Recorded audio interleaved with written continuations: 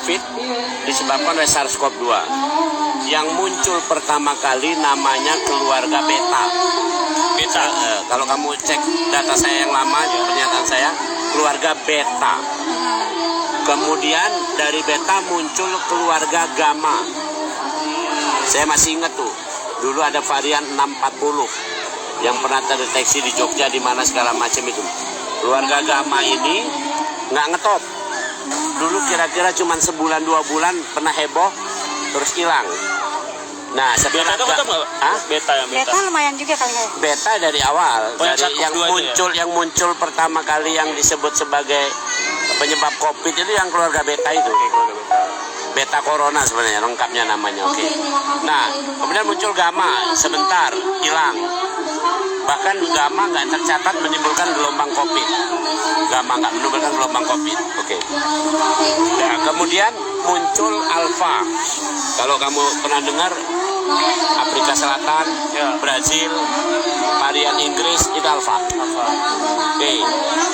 Nah, varian alpha muncul. Nah, kemudian tak berapa lama muncul yang lebih serem lagi, India, Delta. Aduh, jadi udah 4 varian nih, 4 keluarga. Urutannya beta, gamma, alpha, delta. Nah, delta itu kemarin dianggap surut pada bulan Oktober 2021. Somehow nggak tahu. Saya mencatat, kami di Rumah Sakit Pusri mencatat Agustus itu hunian rumah sakit masih 100% untuk COVID. Dari 50 bed yang kami sediakan penuh Agustus. September di pertengahan itu tiba-tiba ngedrop. Jadi tinggal sekitar 30-20% yang masuk. Kemudian Oktober tinggal jadi 7%. Oktober. November sisa-sisa tinggal 5%, 4-5%.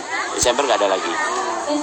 Nah, pada pertengahan Desember muncul isu Omikron. Nah, saya mau sampaikan, itu varian yang kelima. Jadi jangan kira varian ini satu. Jadi yang kalian harus catat, beta tadi banyak, gamma banyak, alpha banyak, delta banyak. Yang ngetop delta 1, 2, 3 ada. Omikron sekarang kamu tahu udah ada Omikron, sub Omikron. Jadi nggak satu itu kira-kira. Oke.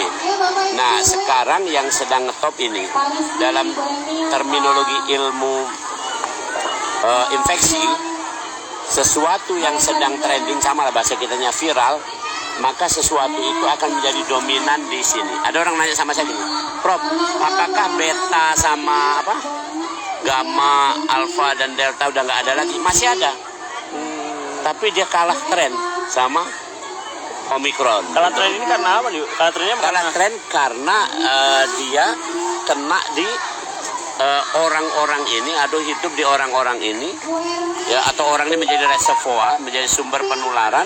Itu yang ditempati oleh Omikron. Dalam kaidah infeksi ada namanya infeksi sekunder. Infeksi sekunder itu mesti 2 hal yang berbeda. Jadi kalau Omikron udah masuk, maka yang sejenis dengan dia, yang beta, gamma, alpha, delta, nggak akan masuk. Paham ya?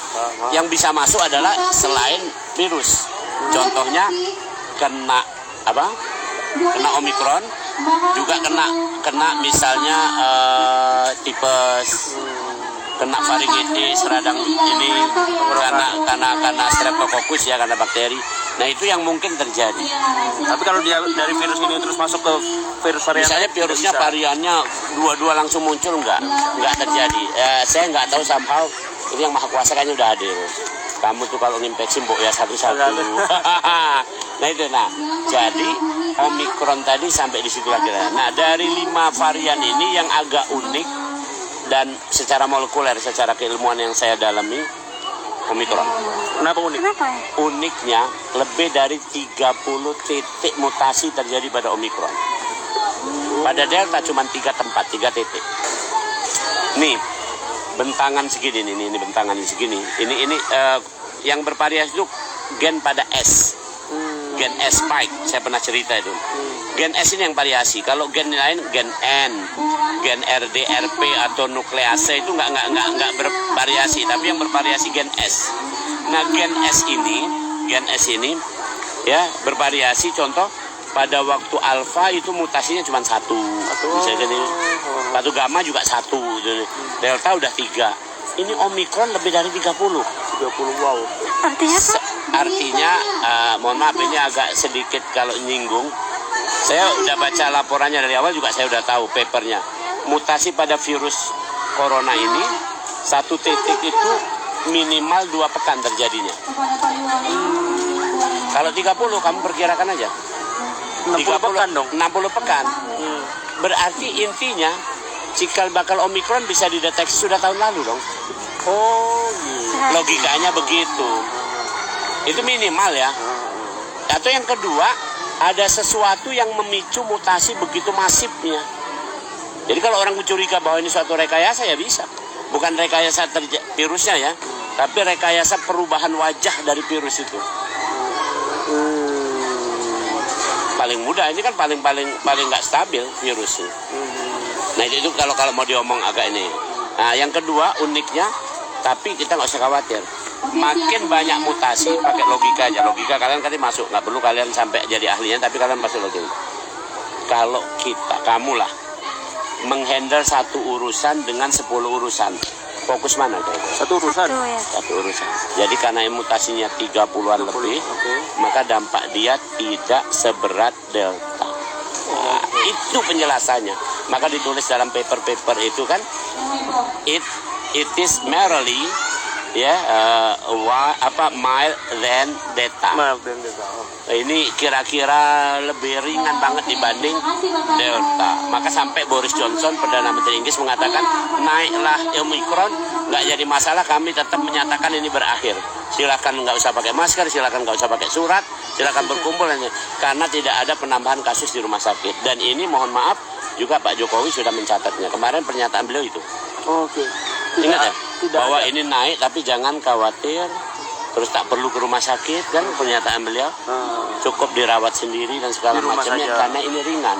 Oke. Dan Kementerian Kesehatan jangan kamu nggak tahu sudah mengeluarkan aturan Omikron, infeksi Omikron yang sedang, ringan atau tanpa gejala, kalau dirawat di rumah sakit tidak akan dibayar oleh negara.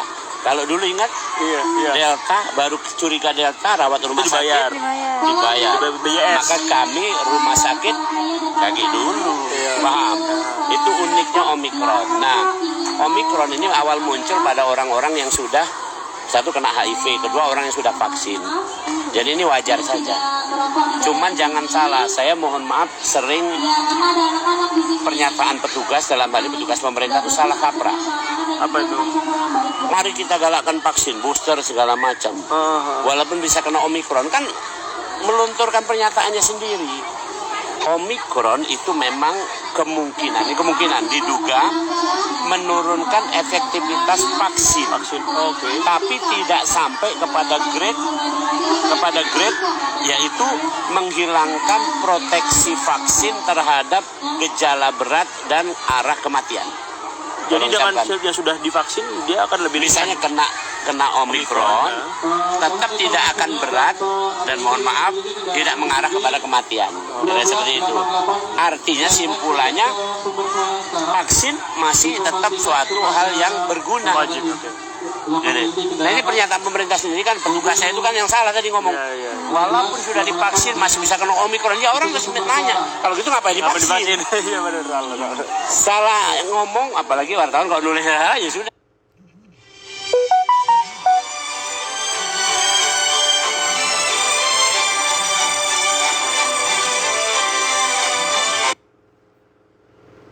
Ini banyak yang salah kaprah. Booster itu minimal 6 bulan dari dosis yang kedua. Vaksin terhadap gejala berat dan arah kematian. Jadi dengan Mengucapkan. yang sudah divaksin dia akan lebih Misalnya kena Omikron, tetap tidak akan berat dan mohon maaf tidak mengarah kepada kematian. Jadi seperti itu. Artinya simpulannya vaksin masih tetap suatu hal yang berguna. wajib.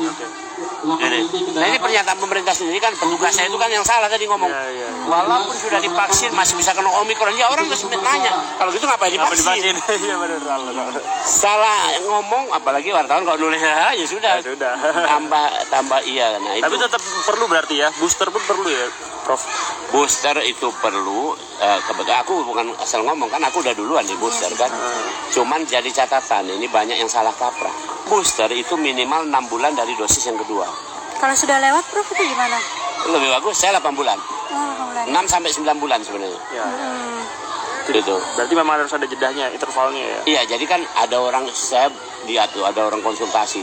Prof, saya pengen di booster, kapan disuntik? November, Prof. Sekarang baru Januari. Iya. 2 bulan itu kan. Baru 2 bulan. Terus kenapa begitu, Prof? Saya terangkan gini. Vaksin pertama, itu suntikan pertama, itu naik dalam 2 pekan, kemudian turun antibodinya. Maka kemudian 1 bulan kemudian 28 hari disuntik dia vaksin yang kedua.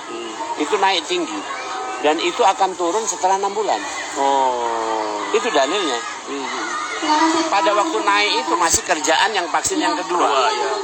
6 bulan dia mulai turun. Ada yang bertahan sampai 9 bulan baru turun. Makanya 6 sampai 9 bulan tadi. Begitu dia mau siap-siap turun, dia hantam booster. Maka grafik nggak sempat turun gini, tapi naik lagi. Booster berapa lama tahannya nih, Pak? Nah, booster itu menurut penelitian kalau antibodinya bisa bertahan sampai 6 tahun. Kalau antibodinya, tapi efektivitasnya ditulis itu 1 sampai 6 tahun. 1 sampai 6 tahun. Oh, berarti Oke. di antara itu ya? Prof, oke, balik lagi ke yang Omikron tadi. Artinya kalau kita terpapar jangan takut gitu, Prof, ya? Ya, terus kemudian sekarang jangan sembarangan ngomong Omikron. Bukan aku ngomongkan ini. Tak satu orang pun kecuali dia punya bukti hasil sequencing, dia ngomong Omikron. Kalau saya ditanya, bagaimana Prof yang di Palembang Sumsel ini, peningkat atau di Indonesia Raya ini, saya bilang diduga Omikron. Diduga. Bahasa saya, bahasa ilmiahnya probable Omikron. Kenapa? 30 mutasi titik tadi lebih tadi, itu tidak bisa dideteksi dengan PCR. Oh. Yang VGS itu juga ngaruh nggak, Prof? Kalau WGS bisa, whole genome sequencing kan gini. Kalau whole genome sequencing itu satu deret dari sini ke sini kan ada 30 titik perbedaan tadi. Itu dibaca semua, makanya disebut Semuanya. sequencing. Nah, sequencing inilah yang bisa mendeteksi ada enggaknya Omikron. Kalau PCR kemarin cuma mendeteksi paling banyak 3 gen. Makanya Delta dia masih bisa. Kemarin masih oke kita ngomong bahwa ini adalah infeksi Delta, masih oke, aku masih ngomong oke, masih berani aku sebagai ahli molekuler ini. Tapi kalau sekarang aku ngomong ini Omikron, aku nggak berani. Karena ada 30 tadi. Iya, nggak mungkin dia terdeteksi untuk itu. Aku sudah buat papernya di awal. Kalau misalnya tidak terdeteksi berarti negatif dong kalau misalnya. Jadi kalau ini, nah ini makanya ada kalau tidak terdeteksi seperti sekarang kamu punya teman misalnya positif, itu adalah positif kita sebut COVID aja. COVID aja ya. Nah, untuk verifikasi kalau memang kita curiga Omikron, sampel dia kita kirim ke Jakarta, Litbangkes. Tapi pada hasilnya lama banget itu kan, Prof? Memang. Jadi sequencing itu kalau kerja normal biasanya 2 pekan. Dan itu udah sembuh rata-rata mungkin. Nah, makanya. Jadi terus kemudian harga sequencing ini aku sebut aja. Sequencing murni dengan kira-kira 1-2 titik mutasi atau 3 lah sekitar itu kira-kira butuh dana sekitar $20. Kalau 30 titik berapa dolar gitu. Saking Aku banyaknya. pernah mengajukan yang kamu tulis itu, yang aku nggak jadi genome sequencing yang di Sumsel itu aku udah tanya untuk WGS itu satu sampel itu agak murahnya aja, semurah-murahnya habis 7 juta. Siapa yang mau bayar? Nah, ini coba kamu bayangkan itu betapa besar Padahal waktu itu problematika ini. Prof pernah bilang kalau mempercepat ya kita bikin WGS sendiri di Sumsel kan? Benar, Gitu kan? benar. Tapi terkendala dananya karena Dan ini ya. siapa kan mertua aku juga udah meninggal. Oke, ya, terima kasih atas kilas